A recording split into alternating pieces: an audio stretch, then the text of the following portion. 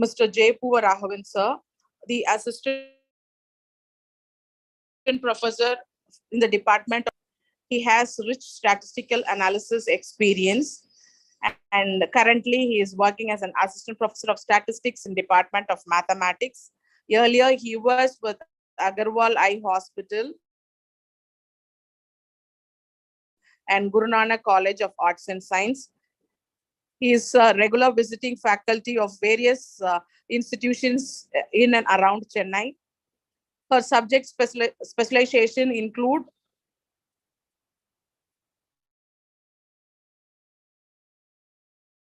business statistics, statistics for economists, biostatistics, and numerical methods.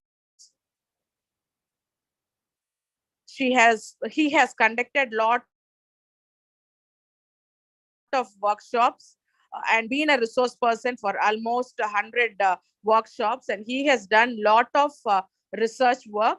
To name the few, he a computer user and computer vision syndrome at 6th Dr. E. Velai, the Memorial Scientific Session held on Chennai, and he is regularly doing statistical work um, and actively participating in all UGC and national sponsored conferences as resource person. Sir, thank you so much for being with us and sharing your thoughts on how to do a statistical analysis for journal publication.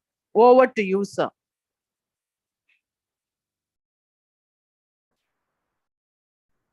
Thanks, madam.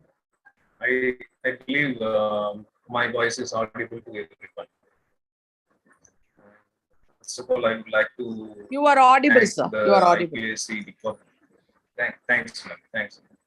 First of all, I would like to express my thanks to Sergeant Jain College, IQAC department, and the principal of this institution and secretary of our, because Arishal Mehta sir is our own secretary. So I express special thanks to the secretary, Madam Usha, for giving me an opportunity for a small session to share my views and knowledge with you regarding statistical tools which we can use in journal publications. Due to some technical delay or short of 10 to 15 minutes of time, and I do want to come on my speech. Directly we can go for the presentation which we have prepared for this happening. And I once again welcome all the participants for this program. Without you, the program will not be a success. Thanks for everyone. Ma'am, shall we start the program by sharing the screen? Yes, sir. Okay.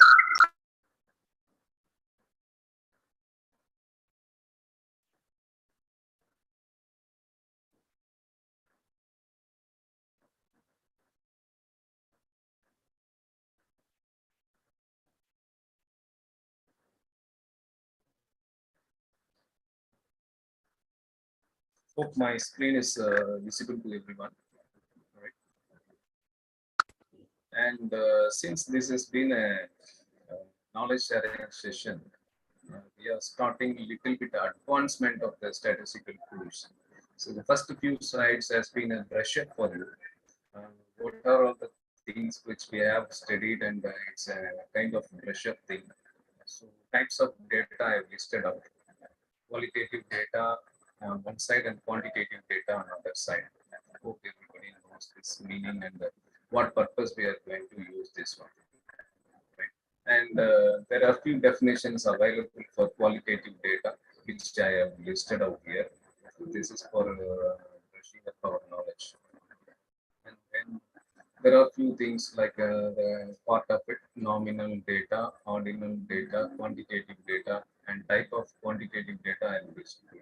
This is very important as far as analysis of for statistical analysis, because for especially for the empirical analysis, right? These type of analysis have been very much appreciated in the publication of the journals, sorry, articles in the journals. right from UGC till Scopus or Sage publication or Springer's, whatever it may be, empirical data is highly appreciated. Right. There we have two different segments of quantitative data. One is discrete data, the other one is continuous series. A few examples has been listed out here. Especially continuous data means the data or the reading which we are measuring directly from the respondent. In social studies, what we are using is called decade scaling. Decade scaling technique is what we are taking. Strictly speaking, decade scaling comes under ordinal scales. But anyway, testing the normality conditions, all these things, we treat this the ordinal variables into continuous data. And then scaled variables. This is absolutely the scaled variables and then the interval variables which we have listed out.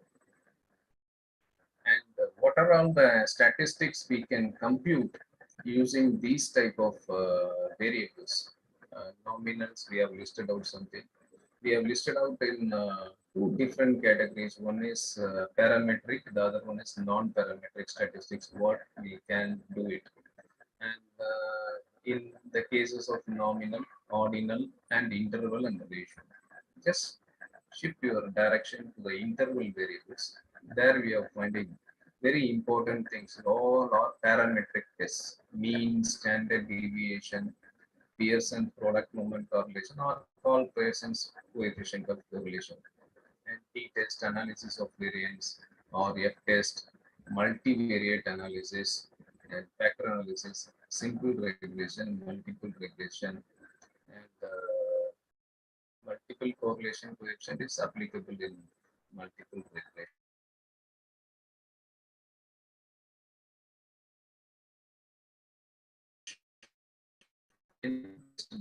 And the parameters mean and standard deviation. Parameters, median mode is a parameter, skewness is a parameter. All these things are available. Okay. So all these things. So viewing on these things. So what will be the parameters used in non-parametric test are median. Median is the most of the tests use the median as the parameter in non-parametric, right? And one more thing, for any type of data, reliability is a concern, right? So most of you people are practicing with, I believe, you are practicing with the SPSS. So reliability is an instrument which is related to the degree of consistency among the variables taken in as a construct.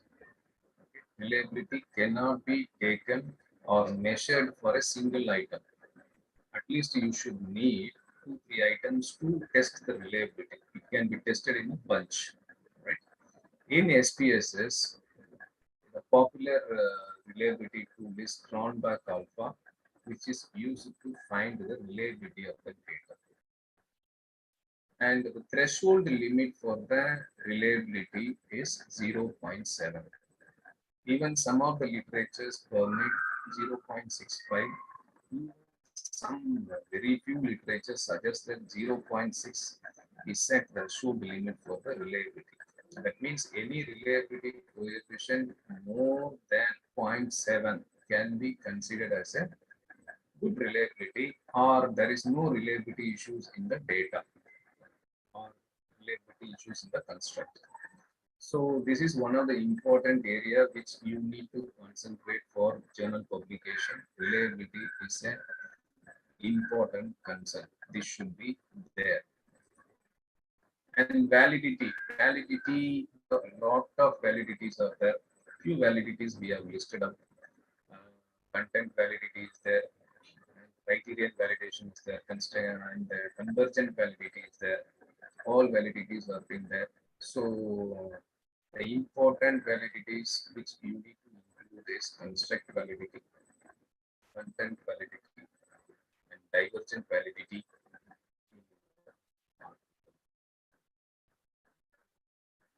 Now come to this one. What are all the possible data analysis? I have listed out in four broader areas, which is descriptive analysis. Second one is univariate analysis. Third one is bivariate analysis. And fourth one is multivariate analysis. What is descriptive analysis? Any analysis built with or with the help of descriptives, let's say mean, median, mode, standard deviation, all these things are called descriptive analysis. There are several descriptives available. Popular descriptives which we use to express the strength of the variable or perception of the respondent about a single variable. We always use the descriptives mean and standard deviation. This is very important, and moreover, this descriptive analysis, the analysis which we are performing with mean and standard deviation without any test, will not underlie any assumption. Okay, right? Assumption means there is no hypothesis for this. The next one is univariate analysis. The analysis which is performed with only one variable. So a typical example for this is one sample t-test. One sample t-test. Second one is bivariate analysis. It's a broader area where we can apply with two variables. Probably one is a categorical variable, the other one is a scaled variable or something like that, or measured variable. One way ANOVA, independent sample t-test, by paired samples t-test, correlation, bivariate correlation. Bivariate means two variables correlation, and simple regression analysis. One is a dependent variable, the other one is an independent variable.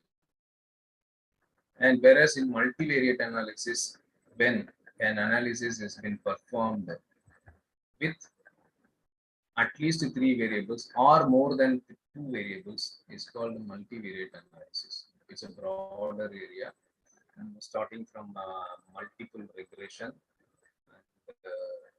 factor analysis is there, discriminant analysis is there, cluster analysis is there, conjoint analysis is there. A lot of analysis has been performed in this, comes under this multivariate analysis. So whatever it may be, whichever analysis you perform, the end result will be given through your observation and interpretation. This is important. And as we are discussing in the previous slide about the hypothesis testing, see, some of the tests can be tested. Most of the people think that each and every test we need to, or each and every analysis we need to set an hypothesis. I think this cannot be possible for all the tools. All the tools, statistical tools are different. See, if you use descriptive analysis, if you make any analysis through descriptives like mean and standard deviation, hypothesis is not required. For factor analysis, we have assumptions, but most of the time we don't test hypothesis. Cluster analysis also like that. Cluster analysis is grouping the respondents or responses into different clusters. That does not require any assumptions or hypothesis, even in descriptive and discriminant analysis also. So most of the tests will come under statistical inference. Those inferential tests can be tested through hypothesis, and a few tests has been an exemption from that. And what are the steps followed in the hypothesis testing? First is you need to set the assumption or your hypothesis. That's what we call it as null hypothesis. And alternative hypothesis, nowadays we are not specifying alternative hypothesis. In standard books we are giving, we found that alternative hypothesis, since this p value comes into existence, and as we are adapted to use the statistical softwares, this alternative hypothesis is not being required. It is understood that an opposite statement to the null hypothesis is an alternative hypothesis. And then we need to fix the level of significance. Most of the tests, they defaultly fix this level of significance, or we can uh, fix the significance, or the data, according to the data, the machine itself will fix the significance value. Then calculating the test statistics, and finally we are going to give the inference. More definition about the hypothesis has been given. A simple term, we call it as an assumption. What we call hypothesis. Hypothesis is a statement which is related to the result of a test or an experiment. In simple words, I can say an hypothesis is a statement which is related to the end result of the problem or test or experiment. So now how to interpret the p-value? This is very important. There are three conditions given. First one is to accept the null hypothesis. So p-value greater than 0.05, then you need to accept the null hypothesis. That means what the statement you have taken as a null hypothesis is getting true. And the next criterion has been given for rejection of null hypothesis. One is 5% level of significance. The value, the p-value, any p-value for any test lies between 0.05 and 0.01. Then we can say that the null hypothesis is getting rejected at 5% level. Otherwise, it has been rejected at the next level. That means if the p-value is greater than 0.01, then it is rejected at 1% level. These are all some basics. Another important thing which we follow the regular scheme of analysis is test for normal. The question is, once the reliability is got over, the next question is whether your data is normally tested. That can be achieved through Simron test or Shapiro-Wilks test. Both things are being applicable or available in SPSS. So this you need to test it. And the type of statistical test and its characteristics has been listed out here. What type of test we are using, how many samples we are using, and what the test has been called in the name. So there are those things has been listed. Hypothesis testing for mean. This is our area of interest. Yeah. So we have Z test, we have T test, and two samples, Z test, and two samples T test, and if you have a more than three categories, or if you have more than groups, then we can go for one-way ANOVA. Then we can test two-way ANOVA also. These are all the tests which we have listed out. And I would like to tell you what are the purpose of using this one. And one-way ANOVA is a common tool used for testing, finding the difference about any variable with respect to some variables. Say, for example, if you are doing a survey and your area of interest is to measure the job satisfaction of the employees, right? So job satisfaction is a scaled variable or a measured variable. Through some statements you are going to measure. This is on one side. Okay. Now I have an idea of, or I want to test whether all the age groups, are having the same level of job satisfaction, or the job satisfaction differs.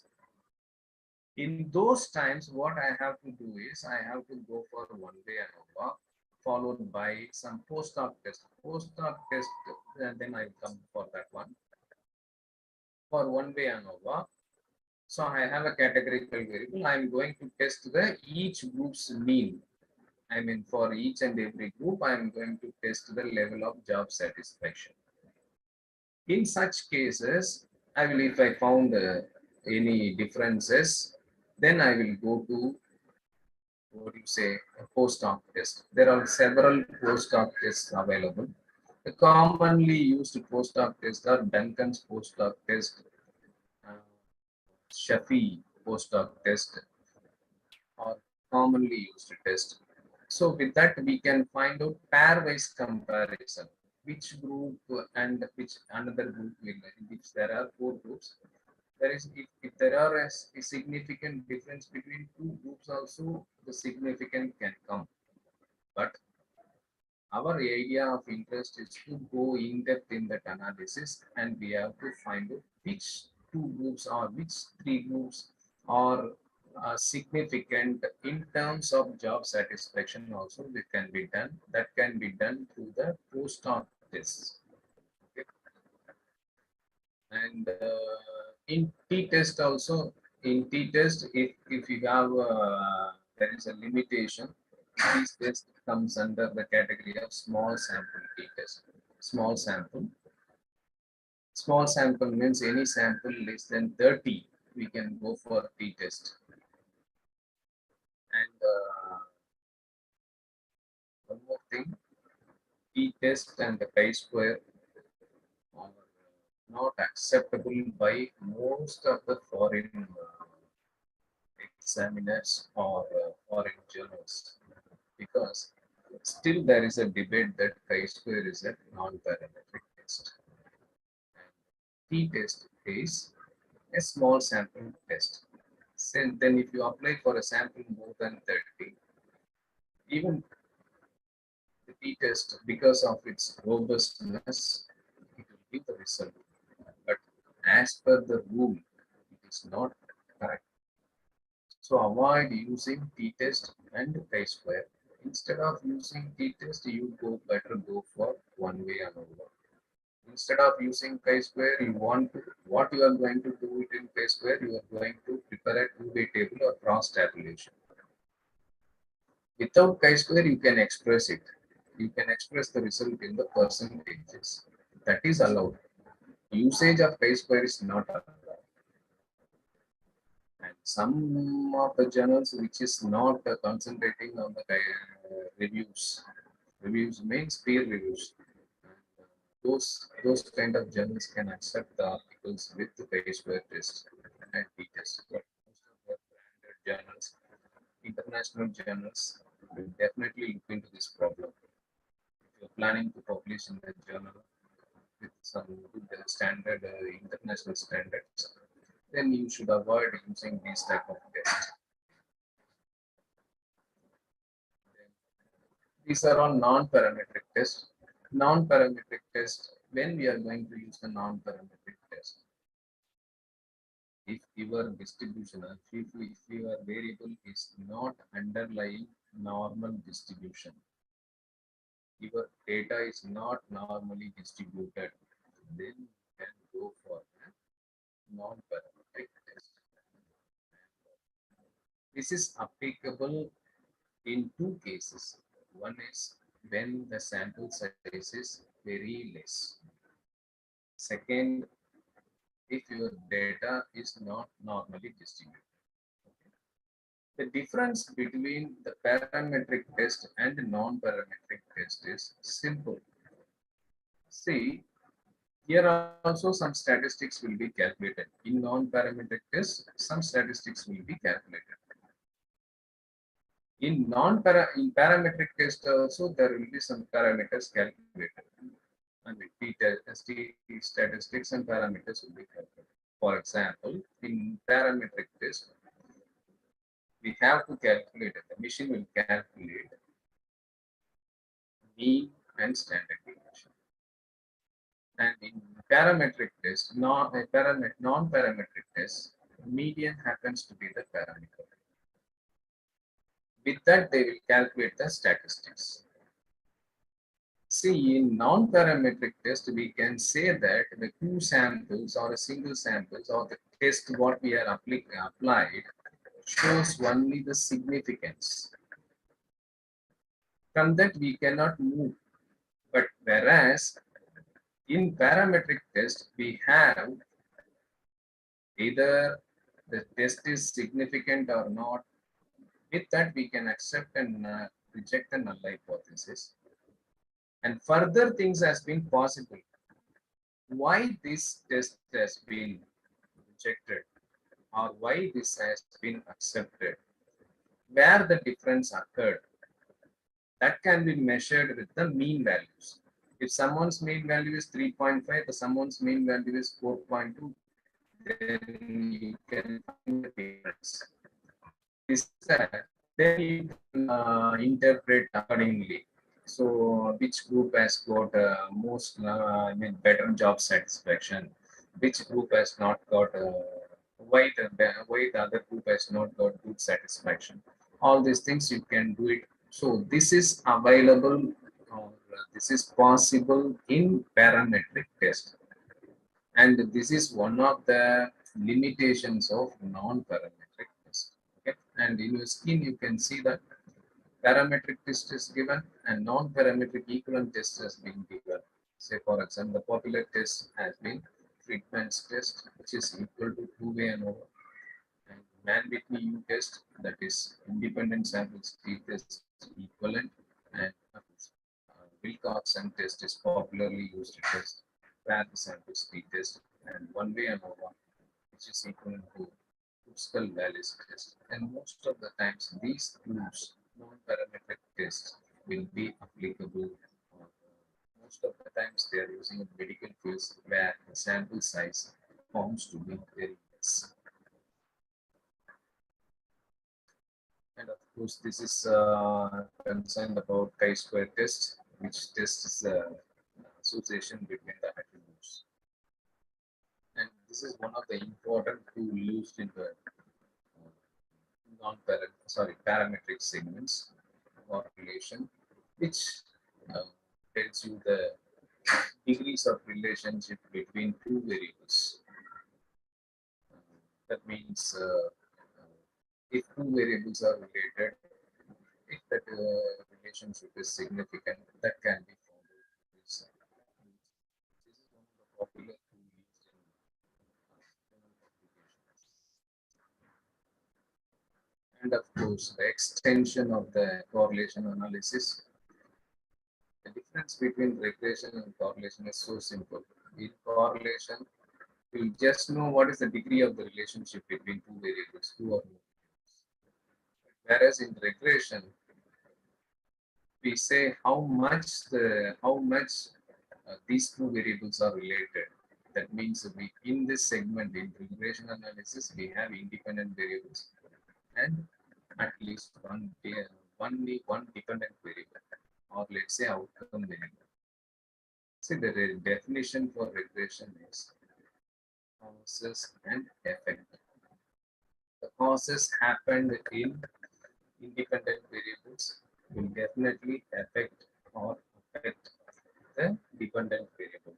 This is one of the popular tools used in the articles for journal publication. There we have two things. One is simple. The second one is multiple regression analysis. What is the difference? In simple regression analysis, we have only one independent variable and one dependent variable. Whereas in multiple regression analysis, we have only one dependent variable, but we have multiple independent variables. That is the difference. But regression is the one of the best powerful tool used in article publications. So what are the other multivariate tools available? Exploratory factor analysis, cluster analysis, discriminant analysis, and conjoint analysis. And the first one is very popular tool, which we always use, exploratory factor analysis. Why this is named as exploratory factor analysis? We have confirmatory factor analysis that will be, we are going to see it in the next slide. In exploratory factor analysis, we are going to identify the factors. That means explore the factors. What is factor? A group of variables is counted. Group of variables is counted factor. Suppose we have 20 variables in my hand. I want to see, uh, instead of writing interpretation or proceeding 20 variables separately and analysis, I want to see whether my data has got any relationship, interrelationship. The grouping of interrelated variables has been done through factor analysis, and variables has been reduced. Suppose 20 variables are there. I have a possibility of grouping that variables into 3 or 4 factors at least. So then I can, instead of dealing with the 20 variables, I can deal with the 3 or 4 factors. That is what we used to do it. So exploratory factor analysis very popular or very common in not only in journal publications but for PhD thesis or any research work. This is exploring the factors or reduction of variables into factors. This is quite common, useful multivariate tool. Then this thing is, next one is cluster analysis, very popular tool used in marketing to group the respondents or group some areas like how to handle the groups or something like that.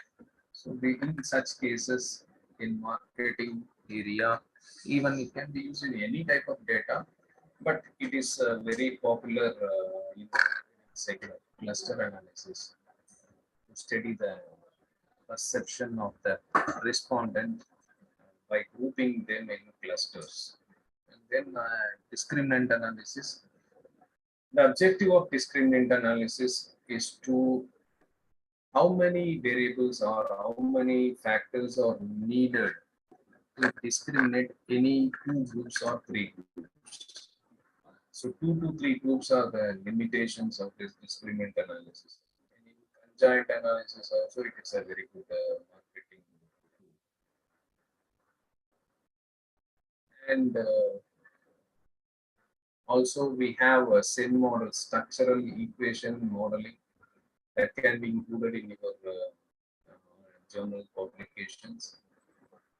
But confirmatory factor analysis is a mandatory one for SIM modeling. Of course, what is confirmatory factor analysis? What is exploratory factor analysis? In exploratory factor analysis, we explore the factors. That means we identify the factors. Suppose you want to create a SIM model that explore the factors as to be conformed to this procedure. There are several structural equation modeling softwares available. The popular tool is popular software is SPS is AMAS, and even there is Literal. There is one more popular tool software called the Literal, which is used for confirmatory factor analysis. And of course, the extension of this one, mediation models and moderation models. Now you can ask me a question that whether the mediation and moderation can be done only in SIM. It is not like that. Mediation and moderation, all these things, mediation models, moderation models can be done through ordinary regression also. That is very popular syntax or procedures available. Barron and Kenny, popular statisticians, their own development is these two things, mediation and moderation models. If you want, you can refer those things. This is advanced type of tools, you can use it. Let us view how the mediation model looks like. So I have given a picture for a mediation model with a simple mediation. That means simple mediation means only one mediator, one independent variable, one dependent variable. This is what we call as a simple mediation. And the paths available are to be important. A is a path which shows that impact of independent variable over mediation variable. And B has to be the mediator variable's impact on dependent variable. And of course, C is independent variable over dependent variable. And there is a path called C prime, which the path indicates that once the mediator has been connected with the model. So in detail, you can go through a lot of literatures available and YouTube videos have been available. With us, you can study these models. And of course, with this mediator model, there are several. This is a simple mediator model. And there are models available with two model mediators, serial, biserial moderator mediators has been available, parallel mediators has been available. These are all advanced level of techniques. And another one is moderation model. This is a typical setup of moderation model. So one is independent variable, dependent variable, and moderator. And there are several moderator advanced models like you can apply two moderators in a model, or moderator plus mediator in a model. These type of things has been advanced models available. And, with this, I can conclude my presentation. If anybody wants to get clarified with the questions, you can go.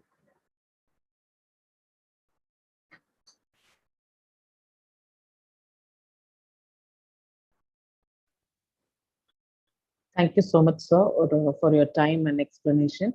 If there is any query, you can post it on the chat box.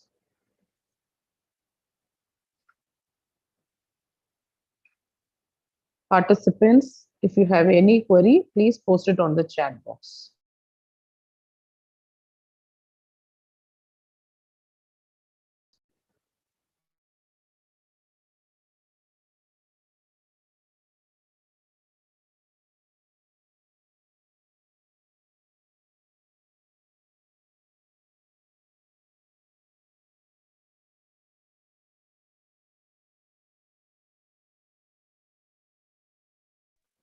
Navina ma'am, you can post the clarification on the chat box itself. Sir will answer.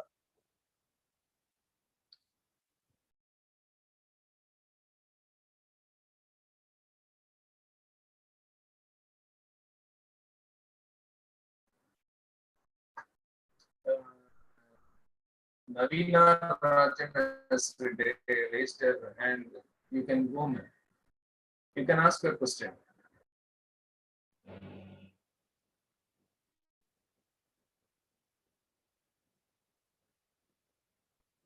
So he has posted in the chat box itself.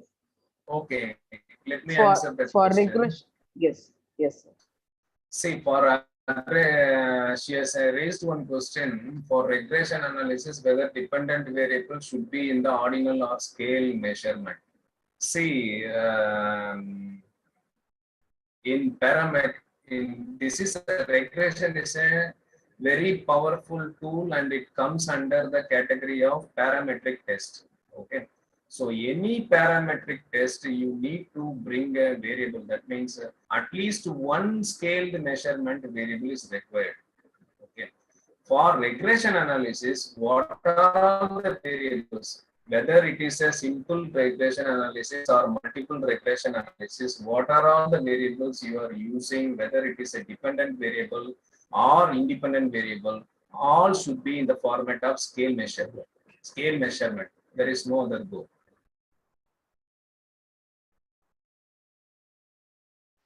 Any other questions?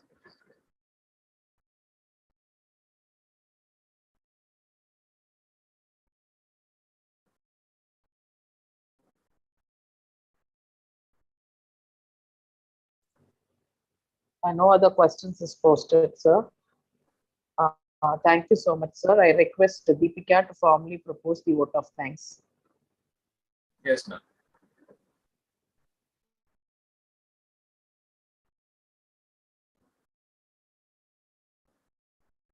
Yes, ma'am. Good afternoon, everyone. It is an honor to propose the vote of thanks for today's session. I would like to thank the Almighty for making today's session a success. I extend my gratitude to our speaker, Mr. Poover Raghavan, for taking the time to be a part of the FDP series on journal writing and for sharing his knowledge and insights. I thank all the participants who have taken the time out to attend today's session. A big thank you to our secretary and our associate secretary for their constant guidance and support.